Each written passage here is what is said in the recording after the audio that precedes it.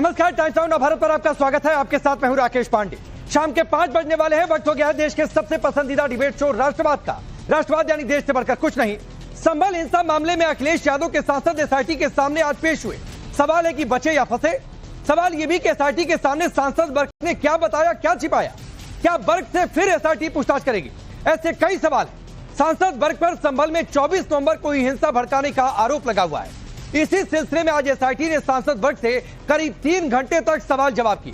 सांसद बर्क ने पूछताछ के बाद कहा कि उन्हें जो सवाल पूछे गए उसका जवाब उन्होंने एसआईटी को दे दिया है। एसआईटी का कहना है कि जरूरत पड़ने पर फिर से पूछताछ के लिए बुला भी सकते हैं। अब सवाल है कि क्या सांसद बर्क को राहत मिली है या फिर उनकी मुश्किल बढ़ी है। इतना ही नहीं, बिजली चोरी के मामले में बर्क को बिजली विभाग ने साक्ष्य प्रस्तुत करने के लिए कल तक का समय दिया है। अगर कल तक जवाब नहीं दिया गया तो बिजली विभाग भी नोटिस भेजकर आगे की कार्रवाई कर सकता है। अब सवाल है कि क्या आने वाले दिनों में बर्क की मुश्किलें बढ़ने वाली हैं। आज इसी मुद्दे पर चर्चा, लेकिन सबसे पहले इस रिपोर्ट को देखिए।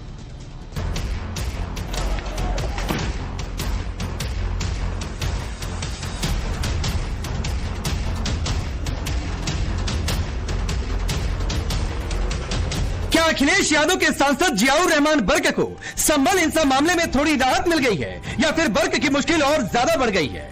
संभल हिंसा के मामले में एसआईटी ने आज बर्क से 3 घंटे की मैराथन पूछताछ की। 3 घंटे की पूछताछ के बाद सांसद बर्क अपने घर लौट आए। माननीय उच्च न्यायालय का जो आदेश था कि जो जांच प्रक्रिया है उसमें सहयोग करने के लिए जो मुझे धारा बीएनएसएस के 35(3) के तहत नोटिस दिया गया था आज की तारीख में, तो मैं बस अपना यहाँ सहयोग के लिए उसमें आया था और इन्वेस्टिगेशन अभी पेंडिंग है। उन्होंने जो सवाल मुझसे किए हैं उसका मैंने उत्तर उनको दे दिया। सवाल वो उसका जांच की प्रक्रिया है, वो मैं नहीं, वो उसकी जांच की प्रक्रिया उसमें मैं नहीं बोल सकता। 24 नवंबर को विवादित मस्जिद के सर्वे के दौरान हुई हिंसा को लेकर सांसद बर्क से ये पूछताछ हुई। खबरों की माने तो पुलिस ने बर्क से कई सवाल दागे। सूत्रों के मुताबिक बर्क से सवाल पूछा गया 19 नवंबर 2024 और 24 नवंबर 2024 को वो कहां थे। हिंसा से पहले जामा मस्जिद कमेटी से जुड़े लोगों से क्या बातचीत हुई। जामा मस्जिद के सदर जफर अली से उनकी कितनी देर बातचीत हुई। सदर जफर अली को उन्होंने क्या क्या बोला। सदर जफर अली ने एसआईटी के सामने दावा किया कि आपने उन्हें भीड़ जुटाने के लिए कहा था। इस पर आप क्या कहेंगे? क्या आपने फोन पर भीड़ इकट्ठा करने के लिए कहा था? क्या आपने कोर्ट के आदेश से चल रहे सर्वे को किसी भी हाल में नहीं होने देने के लिए कहा? आपने जफर अली के अलावा और कितने लोगों से सर्वे से संबंधित बातचीत की थी? 24 नवंबर 2024 को ही हिंसा मामले की जानकारी कैसे मिली? शारिक साठा मुल्ला अफरोज से क्या कनेक्शन है? आज की पूछताछ के बाद पुलिस का कहना है इन्वेस्टिगेशन जारी है। बयान के लिए बुलाया जाना था और आज उसी क्रम में एसआईटी ने अपना जो बयान दर्ज करना था उसी क्रम में आज बुलाया था। बयान दर्ज किए गए हैं, पूछताछ की गई है और उसमें विवेचना भी हमारी निरंतर जारी है। क्या आगे उन्हें कब बुलाया जाएगा? इसके बारे में अभी नहीं कहा जा सकता। यदि हमको लगता है कि कुछ ऐसे बिंदु हैं जिसपे बुलाया जाना है तो बुलाएंगे, अगर हमें नहीं लगता है तो फिर उसमें नहीं बुलाया जाएगा। अब सवाल है क्या सांसद बर्क से आगे पूछताछ होगी या नहीं। पुलिस अभी इस मामले पर साफ साफ नहीं बोल रही। पुलिस का कहना है जरूरत पड़ने पर फिर से पूछताछ के लिए बुलाया जाएगा, लेकिन पुलिस की केस स्टडी और मस्जिद के सदर ने जो बयान दिया है उससे बर्क की राह आसान नहीं लग रही, क्योंकि पुलिस की केस डायरी में जफर अली और सांसद बर्क को संभल हिंसा का मास्टरमाइंड बताया गया है। केस डायरी में यह दर्ज है कि संभल में हिंसा पहले से ही योजना के तहत करवाई गई थी। जफर अली और जियाउर रहमान बर्क ने मिलकर इस साजिश को अंजाम दिया था और लोगों को भड़काया था। सांसद बर्क और जफर अली के बीच दंगे को भड़काने के लिए फोन पर लगातार बातचीत हो रही थी। जामा मस्जिद के सदर जफर अली को सांसद बर्क ने कहा था किसी भी कीमत पर सर्वे नहीं होना चाहिए। सांसद बर्क के आदेश पर ही जफर अली ने दंगाइयों की भीड़ जुटाई थी। हिंसा से एक रात पहले जफर अली ने कई ऐसे लोगों से बात की जो हिंसा में शामिल थे। जफर अली ने पुलिस पूछताछ में स्वीकार किया कि हिंसा से पहले और बाद में सांसद बर्क पल पल की जानकारी लेते रहे। ये खुलासे संभल दंगे की जांच कर रही स्पेशल इन्वेस्टिगेशन टीम की जांच में हुए हैं, जिसके आधार पर 23 मार्च को जामा मस्जिद के सदर जफर अली को गिरफ्तार किया गया, जिन्हें अदालत ने जमानत देने से भी इनकार कर रखा है। जफर अली के खिलाफ केस डायरी में पर्याप्त सबूत आए थे कि इन्होंने एक तो घटना से एक दिन पहले लोगों से संपर्क में रहे, अपने मोबाइल से भी संपर्क करा और बाकी इन्होंने जो मौजूदा सांसद है संभल के जियाउर रहमान बर्क, उनसे भी अपने फ़ोन के माध्यम से संपर्क करा और जियाउर रहमान से इनकी बात हुई कि जियाउर रहमान ने कहा कि मैं बंगलौर में हूँ, मैं आज इतनी जल्दी आ नहीं सकता, कल 24 तारीख में सर्वे है, तो आप जामा मस्जिद के सदर हो, आप सर्वे सर्वा हो और इस पूरे प्रकरण को आप देखो, आप अपने तरीके से हैंडल करो। तो ये लोगों के संपर्क में रहे और उन्होंने भीड़ जुटाने का प्रयास करा और ये 24 तारीख की जो घटना हुई थी वो इसमें ये पूरी तरीके से ये और मौजूदा सांसद संलिप्त रहे। इतना ही नहीं, संभल के दंगाइयों को हथियारों की सप्लाई करने वाले मोहम्मद गुलाम को भी पुलिस गिरफ्तार कर चुकी है। और यहाँ भी सांसद वर्ग का नाम सामने आया, क्योंकि गुलाम जिस गैंग का सदस्य है वो गैंगस्टर शारिक साठा का है। संभल पुलिस खुलासा कर चुकी है कि दुबई में बैठे गैंगस्टर शारिक साठा को सांसद वर्ग का संरक्षण हासिल है। शारिक साठा संभल के उसी दीपा सराय का रहने वाला है जहां सांसद वर्ग का भी घर है। शारिक साठा के कहने पर ही मोहम्मद गुलाम ने संभल में हथियारों की सप्लाई की थी। दंगे के दौरान 4 लोगों की हत्या करने वाले मुल्ला अफरोज को गुलाम ने ही हथियार दिए। शारिक गैंग का मोहम्मद गुलाम खुद भी संभल दंगे के दौरान फायरिंग कर रहा था। पुलिस के मुताबिक मोहम्मद गुलाम को वकील विष्णु शंकर जैन की हत्या करने का निर्देश दिया गया था। अब सवाल है, आज भले ही सांसद वर्ग से सिर्फ 3 घंटे पूछताछ हुई, लेकिन आगे क्या होगा? सवाल यह भी है, क्या पुलिस वर्ग को पूछताछ के लिए फिर से नोटिस देगी? सबसे बड़ा सवाल है, क्या आने वाले दिनों में वर्ग पर गिरफ्तारी की तलवार लटकी है? क्या वर्ग की मुश्किलें और भी बढ़ने वाली है? ब्यूरो रिपोर्ट, टाइम्स नाउ नव भारत। तो संभल में 24 तारीख को हिंसा कैसे फैली थी 24 नवंबर को? क्या उसमें सांसद बर्की की कोई भूमिका है? जो जफर जो मस्जिद का सदर है, जो एसआईटी के सामने पूछताछ में कबूलनामे हुए हैं, सच्चाई क्या है ये वक्त बताएगा। लेकिन पहले मैं आपका परिचय आज के मेहमानों से करवाता हूं। राकेश त्रिपाठी भारतीय जनता पार्टी के नेता और प्रवक्ता, नाजिया इलाही खान पॉलिटिकल एनालिस्ट के तौर पर, वेद भूषण जी हैं फॉर्मर एसीपी हैं दिल्ली पुलिस के, राजकुमार भाटी जी समाजवादी पार्टी के नेता और प्रवक्ता, हाफिज नूर अहमद अजहरी है इस्लामिक स्कॉलर के तौर पर, प्रेम कुमार जी है वरिष्ठ पत्रकार। आप सभी का बहुत बहुत स्वागत है। भाटी जी, आपसे शुरू करता हूं। आपकी पार्टी का मामला, आपके सांसद हैं, आखिरकार आज एसआईटी के सामने पेश हो ही गए, क्योंकि आधी रात को तामील करानी पड़ी थी नोटिस। खैर, सवाल यह है कि चक्रव्यूह बहुत बड़ा है।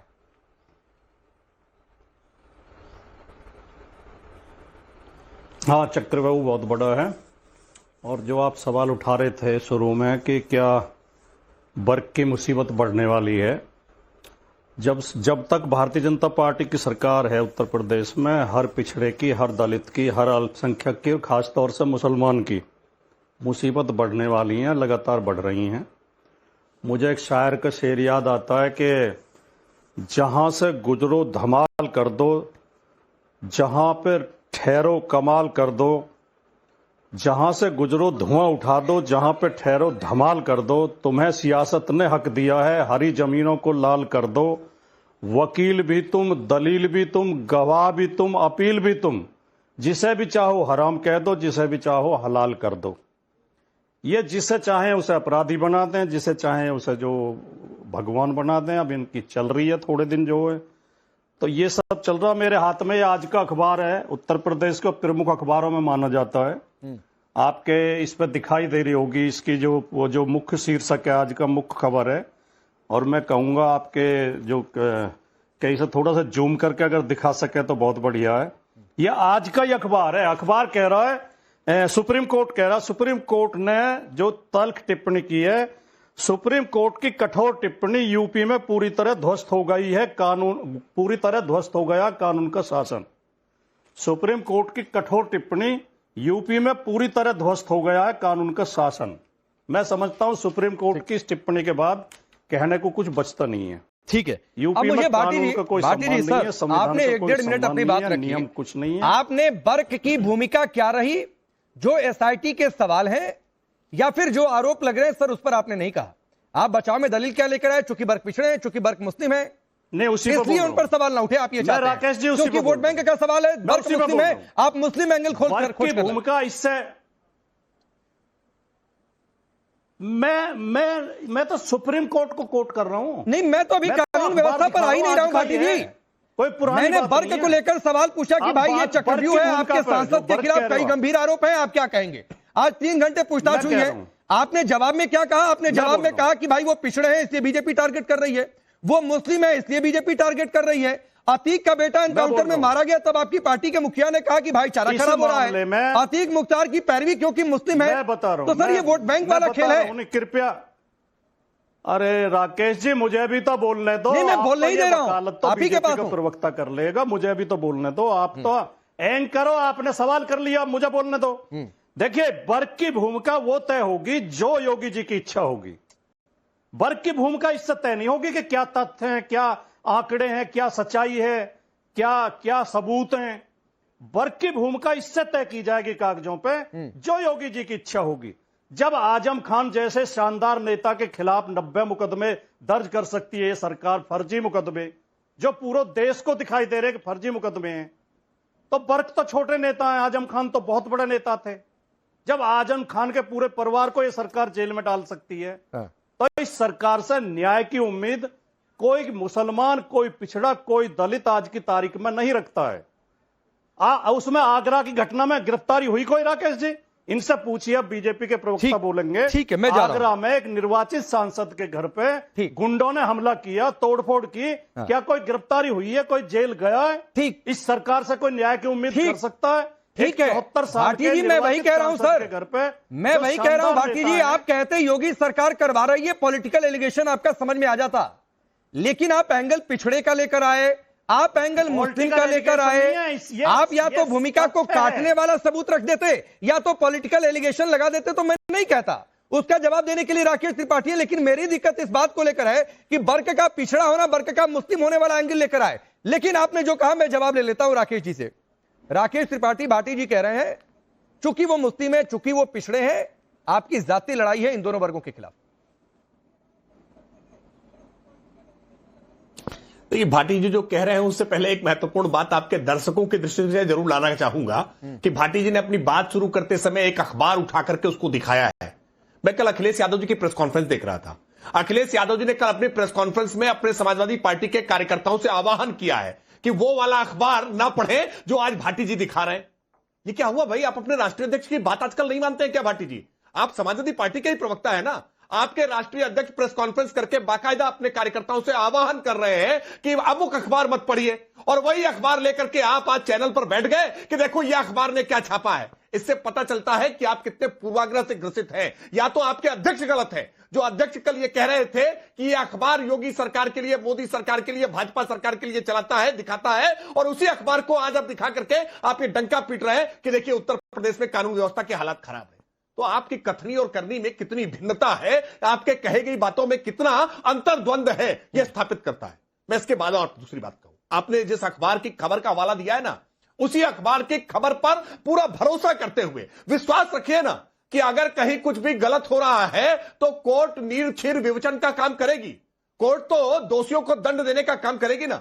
आप जब कह रहे हैं कि आजम खान पर 90 मुकदमे लिख दिए हैं, तो आजम खान को अब तक जमानतें क्यों नहीं मिल पा रही है, इस पर भी बात करनी होगी ना। आपको तय करना होगा ना कि आजम खान सजा याफ्ता है, केवल आरोप नहीं है। कोर्ट ने उनको बाकायदा ट्रायल करने के बाद उनको सजा सुनाई है, उसके बावजूद बेशर्मी के साथ आप आजम खान को समाजवादी पार्टी का स्टार प्रचारक बनाते हैं, पार्टी के भीतर अब तक रखते हैं। सजायाफ्ता होने के बाद भी आप उनको दोषी मानने को तैयार नहीं है। देश की न्यायपालिका पर आपका भरोसा नहीं है। और अगर आपको न्यायपालिका पर, सुप्रीम कोर्ट पर भरोसा है, जैसा आप अखबार दिखा करके दावा कर रहे थे कि उत्तर प्रदेश की कानून व्यवस्था खराब हो गई है, तो आपको सुप्रीम कोर्ट में जो हमने लगभग 250 से ज्यादा अपराधियों का एनकाउंटर किया है ना, लेकर के जाते हैं एक मुद्दे को। लेकिन शफीकुर रहमान बर्क के सुपुत्र ये जियाउर रहमान बर्क, इनकी जो करतूतें हैं ना, ये निकल करके सामने, उनके सुपुत्र हैं, उनके एक एक जो करतूतें सामने निकल करके आ रही है ना, आप निश्चिंत रहिए, अगर गुनाह किया है तो बचेंगे नहीं, और अगर कोई गुनाह किया नहीं है तो डरने की जरूरत नहीं है। सांस को आंच नहीं होनी चाहिए। लेकिन भाटी जी कुछ कहना चाह रहे हैं, राकेश जी सुन लीजिए एक बार, फिर मैं बाकी मेहमानों का जाता आरोप के दायरे में है, संदेह के दायरे में है। राकेश त्रिपाठी जी ने कहा कि जिस अखबार पर हमें भरोसा नहीं है उसी अखबार को हम कोट कर रहे हैं। आपको भी तो अखिलेश यादव जी पर भरोसा नहीं है, आपकी मुख्यमंत्री भी तो गाली गलौज के शब्द प्रयोग कर रही है मुख्यमंत्री अखिलेश यादव जी के लिए, लेकिन आप भी अखिलेश यादव को कोट कर रहे हैं। चर्चा तो ऐसे ही चलती है, हमें भरोसा नहीं है, लेकिन ये तो खबर है, ये तो समाचार है, सुप्रीम कोर्ट का आदेश है। हर बयान की आलोचना कर रहे हैं, अखबार की अपनी कोई रिपोर्ट, हम उनके हर बयान की आलोचना कर रहे हैं, अखबार की अपनी कोई रिपोर्ट। राकेश जी कृपया सुने, जब मैंने आपको सुना शांति से, तो आप भी मुझे सुने।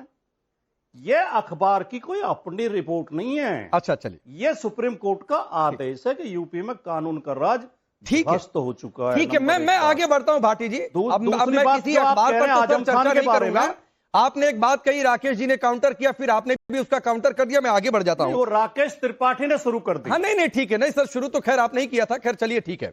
आपने दिखाया, उन्होंने उस पर तंज कसा, ये सब राजनीति है, आप लोग करते रहिए। वेदभूषण जी, जो सवाल हैं, जो जानकारियां पहुंची हैं कि भाई 24 नवंबर को कहां थे, केस डायरी में जफर का कबूलनामा, जो मस्जिद का सदर, भीड़ इकट्ठा करने के लिए बर्क का दबाव, ये केस डायरी में इस बात का जिक्र है।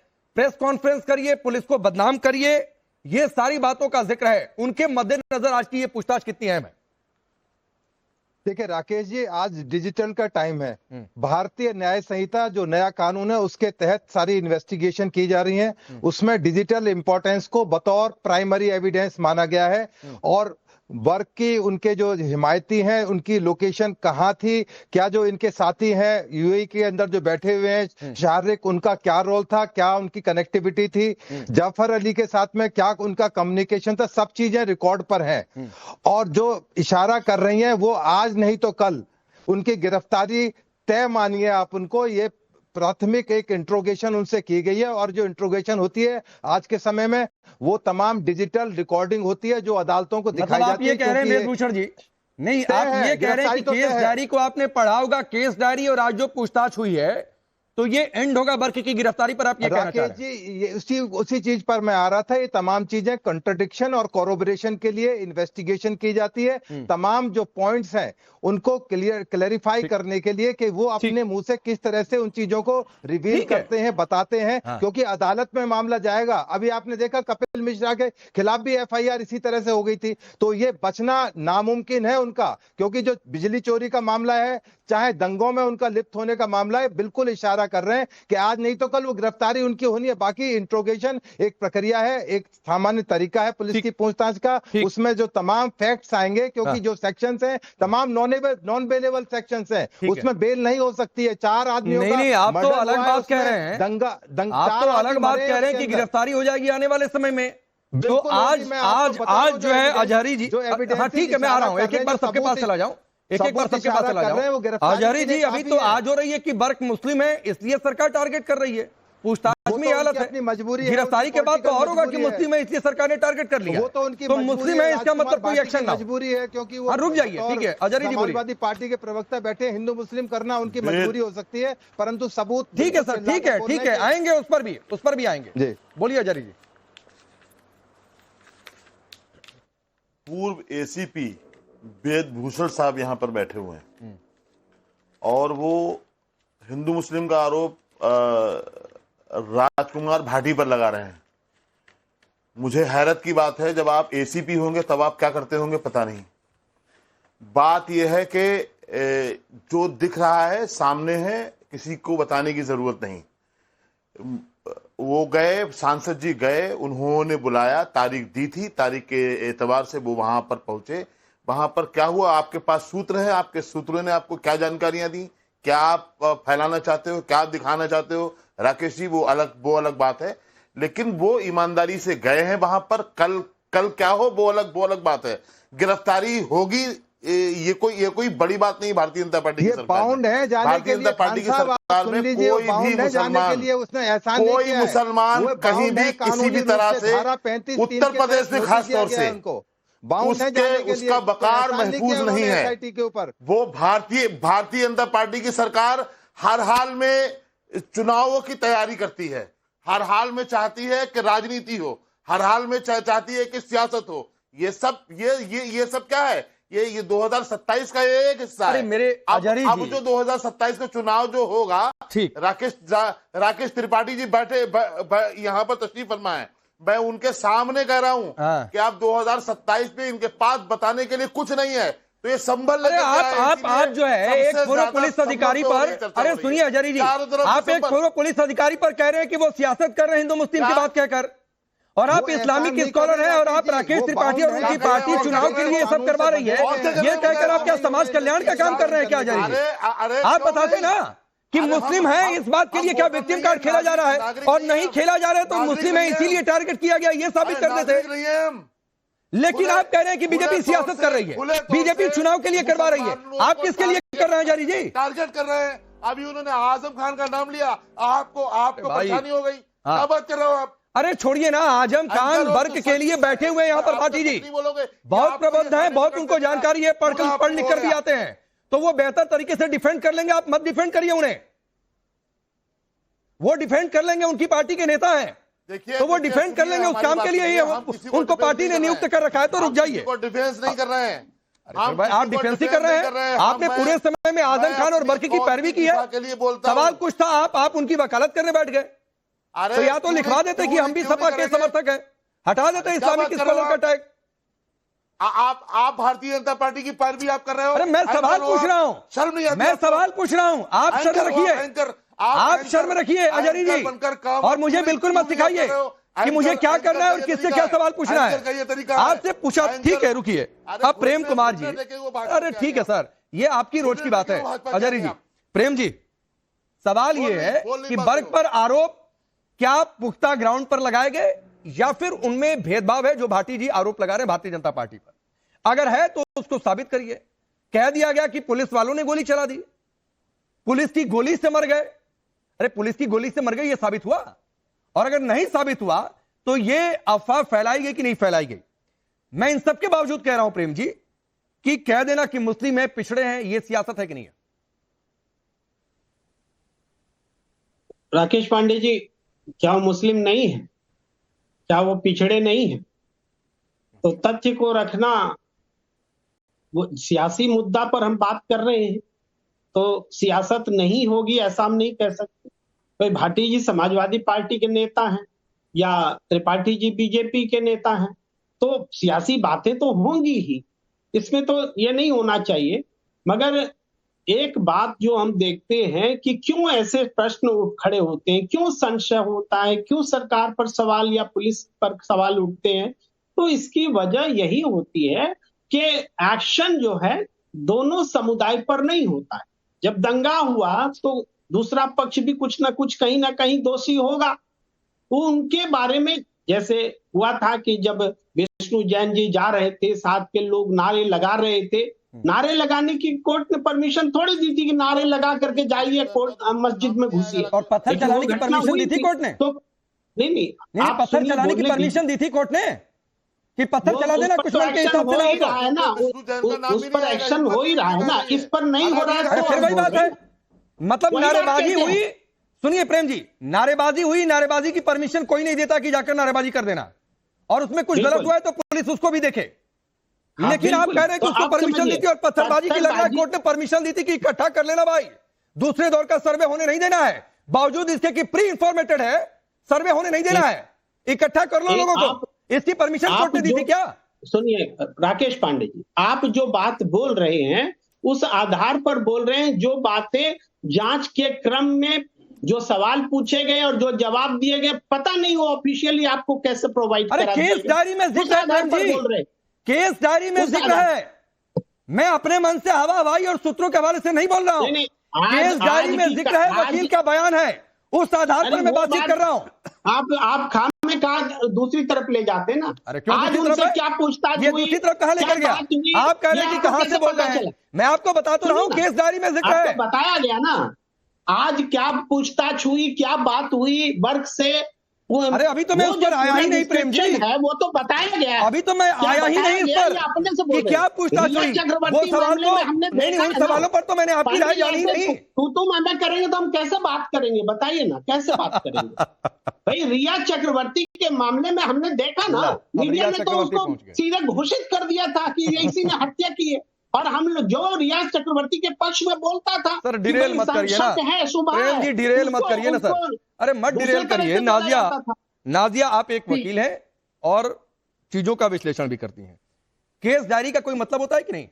पुलिस ने केस डायरी दी, वकील ने उस पर बयान दिया, केस डायरी को हमने दिखाया और उसमें कहा गया है कि जफर अली ने पुलिस की पूछताछ में यह कबूल किया है कि बर्क ने फोन करके कहा था और कहा था कि लोगों को इकट्ठा कर लो, किसी कीमत पर दूसरे दौर का सर्वे रुक जाना चाहिए, होना नहीं चाहिए, जो कर लो हम साथ में हैं। ये बातें केस डायरी में हैं और इस आधार पर सवाल नहीं पूछे जाए। राकेश जी नमस्कार, और सभी मेरे को पैनलिस्ट को भी नमस्कार, वंदे मातरम। अभी भाटी जी कह रहे थे मुसलमानों पर एक शेर शायरी पढ़ रहे थे, तो हमारे में एक नात भी होता है, जो रोजे अजल पैमा किए दुनिया में मुसलमान भूल गए, जो काम मुसलमानों के थे वो काम मुसलमान भूल गए। Aadhaar card, debit card, credit card के साथ साथ विक्टिम कार्ड भी खेलना स्टार्ट हो गया है। 4 जनवरी 2025 को इलाहाबाद हाई कोर्ट से जियाउर रहमान बर्क जो एफआईआर क्वाश करने के लिए गए थे वो कोर्ट ने रिजेक्ट कर दिया। और जब एक पिटीशन क्वाशिंग के लिए जाता है कोर्ट के अंदर तो वो सारे डिटेल्स होते हैं और कॉल फॉर सीडी किया जाता है। तो केस डायरी उस वक्त पत्रकारों ने शायद वकील से सुना होगा या जाकर के परमिशन लेकर के पढ़ा होगा, या मेरे जैसा छोटा मोटा वकील भी जाकर के केस डायरी पढ़ सकते हैं। इसके अलावा आप जाकर के वेबसाइट पर इलाहाबाद हाई कोर्ट की साइट पर देखा जा सकता है कि बर्क का क्वाशिंग जो था वो रिजेक्ट हो चुका है, जिससे ये बिल्कुल सामने आ गया है कि जियाउर रहमान बर्क आज से नहीं डरे हुए हैं, 2025 जनवरी से ही डरे हुए हैं कि वो अरेस्ट हो सकते हैं। उसकी सबसे बड़ी वजह राकेश जी ये है कि सेक्शन 18 ऑफ ASI 1958 जो पार्लियामेंट से ही पास हुआ है, जिसमें ये साफ ASI डिपार्टमेंट को ये अथॉरिटी दी जाती है कि वो अपने प्रोटेक्टेड मॉन्यूमेंट का इन्वेस्टिगेशन कर सकते हैं, ये इंश्योर किया जाता है। और जिसको जियाउर रहमान बर्क ने जफर अली के द्वारा उसको उसमें मतभेद और उसमें वायलेंस फैलाने की कोशिश की। केस डायरी में ये भी साफ है कि जिस तरीके से जियाउर रहमान और जफर अली के बीच में बातचीत हुई है वो पूरा डिटेल है, वो पूरा डेटा है केस डायरी में, वो पूरा डिटेल है जिसको कैंसिल नहीं किया जा सकता है। और रही बात कि कोई जियाउर रहमान ने कोई एहसान नहीं किया है, जब 53 का नोटिस आता है तो वो चाहे मुझे आए, चाहे जज को आए, चाहे राकेश जी को आए, चाहे प्रधानमंत्री को आए, वो जाना पड़ता है, इंक्वायरी और इन्वेस्टिगेशन प्रोसेस को कंप्लीट करना पड़ता है। ठीक है। देखिए राकेश जी, इसमें एक बात और आ रही है जो बहुत इंपॉर्टेंट है। जियाउर रहमान ने मुसलमान के 2 फिरकों का पर्सनल वेंडेटा संभल वायलेंस करके जो निकाला है, ये बात भी सामने आ जाएगी जब मामला कोर्ट के अंदर जाएगा और जियाउर रहमान अरेस्ट होगा। उसको अरेस्ट होने से कोई नहीं बचा सकता है क्योंकि सेक्शंस और धाराएं यही कह रही हैं और केस की हिस्ट्री भी यही कह रही है। ठीक है, ठीक है। अब भाटी जी जो बातें नाजिया ने कही, जो बातें वेदभूषण जी ने कही, एक तो उन पर जवाब कि आप तो अभी पूछताछ हो रही है तो आप कह रहे हैं कि पिछड़े और मुस्लिम हैं, इनके हिसाब से गिरफ्तारी हो जाएगी, तो भाई आगे क्या होगा। दूसरा मैं इसी में ऐड कर देता हूं, केस डायरी बर्क दोषी हैं नहीं दोषी हैं ये अदालत तय करेगी। चार्जशीट में आगे सुनवाई होगी, सबूत देगी पुलिस, अगर होगा तो ये अदालत को तय करना है, अदालत तय करेगी। लेकिन अभी से इस तरीके की पॉलिटिक्स, केस डायरी के आधार पर सवाल ना पूछे तो किस आधार पर सवाल पूछे? नहीं, आपको पूरा हक है केस डायरी के आधार पर सवाल पूछने का, लेकिन जो नाजिया ने 2 बातें कही, एक तो नाजिया कह रही हैं कि ये जियाउर रहमान बर्क जो जनवरी 2025 से डरे हुए हैं। जनवरी 2025 से नहीं, 15 मार्च 2017 से उत्तर प्रदेश का हर पिछड़ा, हर दलित, हर मुसलमान डरा हुआ है। बीजेपी के शासन में हर पिछड़ा, हर दलित, हर मुसलमान डरा हुआ है। मैं तो दूसरी बात जो आप बार बार केस डायरी की बात कर रहे हैं, केस डायरी और 100 नहीं, इन्हें बीच में बोलने की बहुत आदत है, इनसे कहना कृपया बीच में ना बोलना। मैं एक शब्द नहीं बोला, ना बोलूंगा जब भी आप बोले। नहीं, कोई बीच में नहीं आएगा, बोलिए। नहीं, ये बहन हमारी लगातार बोलती हैं जब भी ये मेरे साथ बैठती हैं, बीच में बोलती हैं। ठीक है नाजिया, आप सुनिए। देखिए, केस डायरी और 164 के बयान, केस डायरी और 164 के बयान पुलिस के सबसे इनिशियल पेपर होते हैं और ये ज्यादातर 90% केसों में कोर्ट में जाकर ध्वस्त हो जाते हैं, क्योंकि पुलिस अपनी मर्जी से केस डायरी के पर्चे काटती है, अपनी मर्जी से 164 के बयान लिख लेती है, कई बार तो गवाहों से पूछती भी नहीं। इनके कोई ज्यादा वैल्यू कोर्ट केस में है नहीं। एक बात राकेश त्रिपाठी जी ने उठाई थी, मुझे समय नहीं मिला था उस समय, मैं उसका जवाब जरूर देना चाहता हूं। इन्होंने कहा कुछ गलत हो रहा तो कोर्ट जाइए, कुछ गलत हो रहा तो कोर्ट जाइए। पहली बात तो कोर्ट में कितना समय लगता है सबको पता है। राकेश त्रिपाठी जी की गाड़ी चेक करी थी पुलिस ने अभी कुछ महीने पहले लखनऊ में। राकेश त्रिपाठी जी बौखला गए थे, सोशल मीडिया पर कह रहे थे मेरा उत्पीड़न हुआ है, मेरा अपमान हुआ है, मुझे अपमानित किया गया है। योगी आदित्यनाथ के खिलाफ 151 में कार्रवाई हुई थी यूपी में। योगी आदित्यनाथ संसद के अंदर खड़े होकर रोए थे, आंसुओं से रोए थे, मुझे पुलिस मार देगी, मेरी जान को खतरा। केवल 151 में हमारे खिलाफ 10-20 बार हो चुकी है 151 कार्रवाई। हम कभी नहीं रोए, न जियाउर रहमान बर्क रोएंगे, न 90 मुकदमे झेलते हुए आजम खान रोए। हम समाजवादी पार्टी के लोग बहादुर लोग हैं। आप कितना ही उत्पीड़न की कोशिश करोगे, हम और मजबूत होकर निकलेंगे। लेकिन योगी आदित्यनाथ की पुलिस पे आज उत्तर प्रदेश में किसी को विश्वास नहीं है, किसी को भरोसा नहीं है। ये पुलिस जाति और धर्म देख के कार्रवाई कर रही है। ठीक है। और ये दिन ज्यादा दिन नहीं रहेंगे जो आप लोगों का शोषण कर रहे हैं और लोगों को परेशान होते हुए देख के आप आनंद ले रहे हैं। ये आनंद ज्यादा दिन रहेगा, अब आपका ज्यादा दिन नहीं रहेगा। ठीक है, ठीक है। मैं नाजिया और वेदभूषण जी आऊंगा, लेकिन चूंकि पॉलिटिकल फिर से बात आ गई, राकेश त्रिपाठी जी का नाम लेकर टिप्पणी, तो रिप्लाई करिए राकेश जी। ये फैक्चुअल मिस्टेक हो गई फिर क्या राजकुमार भाटी से। हालांकि राजकुमार भाटी जी बहुत पढ़ लिख करके आते हैं, बहुत समझदारी से बात कहते हैं, लेकिन उन्होंने कहा कि 164 के बयान बहुत इनिशियल बयान होते हैं। 164 के बयान जो सीआरपीसी के तहत हुआ करते थे, अब जो बीएनएसएस में परिवर्तित हो गया है, वो मजिस्ट्रेट के सामने होते हैं। 161 के बयान होते हैं। तो भाटी साहब जब आप बड़े चैनल पर बड़ी बात कह रहे होते हैं तो मुझे लगता है कि थोड़ा धाराओं में गलती नहीं होनी चाहिए। उसको देख रहे दर्शक भी बाद में क्रिटिसाइज करते हैं। 164 ने 161 के बयान में कहना चाह रहा हूं। अब दूसरी बात, आपने कहा कि योगी आदित्यनाथ जी रोए थे। हर वो संवेदनशील व्यक्ति जो निरपराध होगा, जो निर्दोष होगा और उसके ऊपर अत्याचार होगा, तो निश्चित तौर पर उसके मन के भीतर इस प्रकार के भाव आ जाते हैं। और जो क्रूर और कट्टर अपराधी होता है वो पुलिस के टॉर्चर से भी नहीं डरता है। जो अपराधी होता है ना, वो टॉर्चर बर्दाश्त करने की क्षमताएं रखता ही है। इसलिए आप इसको ये मत मानिए कि बड़ी मर्दानगी का मामला है कि हम जेल गए थे और 151 का नहीं, फिर आपसे चूक हुई है। 151 का मामला नहीं, आपने जानबूझ पर दंगे की कठोर धाराएं योगी आदित्यनाथ जी पर लिखने का काम किया था, जो बाद में पूरी तरह से सब गलत साबित हुई कोर्ट के सामने।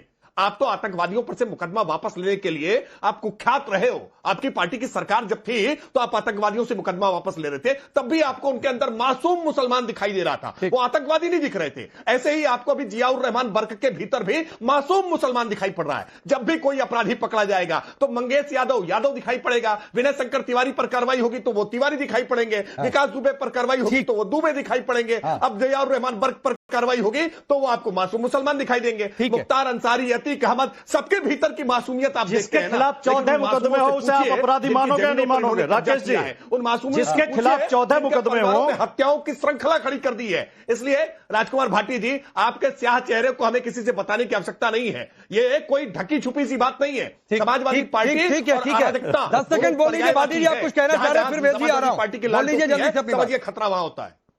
नहीं, राकेश जी कह रहे हैं वो मासूम थे, निर्दोष थे, इसलिए रोए थे। जिसके खिलाफ 14 आपराधिक मुकदमे हो, जिनमें हत्या का प्रयास, बलवा और दंगे, इस तरह के मुकदमे हो, आगजनी, उसे अपराधी मानोगे नहीं मानोगे? ये योगी आदित्यनाथ के खिलाफ थे, जो अपनी कलम से वापस ले लिए। 14 मुकदमे थे योगी आदित्यनाथ के खिलाफ। आप किस दृष्टि से निर्दोष कह सकते हो? अच्छा छोड़िए, मैं सवाल पूछता हूं। मैं सवाल पूछता हूं। मुझे बीच में अब टोकना पड़ेगा। अब टोकना पड़ेगा मुझे राजकुमार भाटी जी। नहीं, मैं राकेश जी एक बात मुझे बार बार राजकुमार भाटी जी और इनके समाजवादी पार्टी के तमाम नेता बार बार कहते हैं कि मुकदमा अपने आप से वापस ले लिए। अरे भाई, मुकदमा वापसी की प्रक्रिया को जाकर के एक बार पढ़ लीजिए ना, हो तो किसी काबिल वकील से समझ लीजिए। संज्ञेय प्रकृति का कोई भी अपराध, ऐसा कोई भी अपराध जिसमें विश्वास नहीं है, कोर्ट में चलना। ठीक है, मैं आगे बढ़ रहा हूं, अपने आप मैं आगे बढ़ रहा हूं। चलने देते हैं। नहीं, मैं भाटी जी, मैं अभी बर्क को भी छोड़ देता हूं। सुनिए भाटी जी, मैं बर्क को भी छोड़ देता हूं और अभी योगी आदित्यनाथ को भी छोड़ देता हूं। आप एक बात बताइए, अतीक मुख्तार को तो सर आप लोगों ने आज तक अपराधी नहीं माना। अतीक का बेटा मारा गया तो भाईचारा खराब हो गया। बोलिए, अतीक मुख्तार अपराधी थे कि नहीं थे? आप उनके साथ भी जाकर खड़े हो जाते हैं सर, उसमें भी मुसलमान का एंगल खोज कर लेकर चले जाते हैं। अतीक अहमद और मुख्तार अंसारी के बारे में आपके साथ भी बहुत डिबेट हुई, तमाम चैनलों पे हुई। जब भी सवाल पूछा गया मैंने तभी कहा कि अपराधी हैं, उनके खिलाफ आपराधिक मुकदमे हैं तो वो अपराधी हैं। मैंने कभी खंडन नहीं किया। उठा के देख लीजिए आप मेरी पुरानी। नहीं, ठीक है भाटी जी, मैं कई बार तो इसीलिए तारीफ कर देता हूं कि आप एकदम लीक से हटके बोल देते हैं, लेकिन आपकी पार्टी अलग लाइन पर थी और ये कहा गया था कि भाईचारा खराब हो रहा है। योगी आदित्यनाथ को भी अपराधी मानना पड़ेगा, उनके खिलाफ 14 मुकदमे थे। चलिए ठीक है, वेदभूषण जी आप कुछ दिखा रहे थे, बोल रहे थे। बार पढ़ रहे हैं, पार्टी से अलग लाइन पर चल रहे भाटी जी आजकल। हाँ राकेश जी, मैं इसलिए दिखा रहा था क्योंकि नाजिया ने बिल्कुल क्लैरिफाई किया था, जो उनको शायद चुप गया राजकुमार भाटी जी को। एक तो राकेश जी ने करेक्ट कर दिया। अब वो धारा जिसका जिक्र कर रहे थे वो अंग्रेजों के साथ जा चुकी है। देश में नया कानून है, इसमें जो 164 161 कर रहे थे उसको 180 बीएनएस करेक्ट कर ले। आप भाटी जी नोट कर लें इसको, 180 वो मान गए, वो छोड़ दीजिए वेद जी, उसके लाइन को छोड़ दीजिए। भाटी जी ने खुद मान लिया कि वो गलती से हो गया था। नाजिया जी की बात को भी अरे नहीं उन्होंने मानने मान थे, लिया, राकेश त्रिपाठी की लेकिन बात आप को कह भी रहे हैं नहीं कि गिरफ्तारी मानेंगे। वाली बात, अगला बवाल तो उसी पर होगा भाई। आप कह रहे हैं गिरफ्तार हो जाएंगे बर्क। भाई वो कॉन्स्पिरेटर हैं, अबेटमेंट के लिए जिम्मेदार हैं, उनके खिलाफ मुकदमा दर्ज है, हाई कोर्ट तक मैटर गया हुआ है। नाजिया जी ने क्या गलत बोल दिया कि गिरफ्तारी आज नहीं तो कल बिल्कुल तय है, और इसमें कोई ऐसी गलत छिपी हुई बात तो नाजिया जी ने बोली नहीं है। बिल्कुल लीगल और कानूनी बात उन्होंने पक्ष रखा है। उसको भाटी जी को चूंकि वो चुभ रही है, खराब लग रही है क्योंकि उनकी पार्टी के खिलाफ जाती है, तो इसलिए उनके पेट में दर्द ठीक है, नाजिया आप भी कुछ कह रही थी, कब खंडन कर रहे हैं? आप भी कुछ कह रहे थे, राकेश जी कर रहे भाई साहब।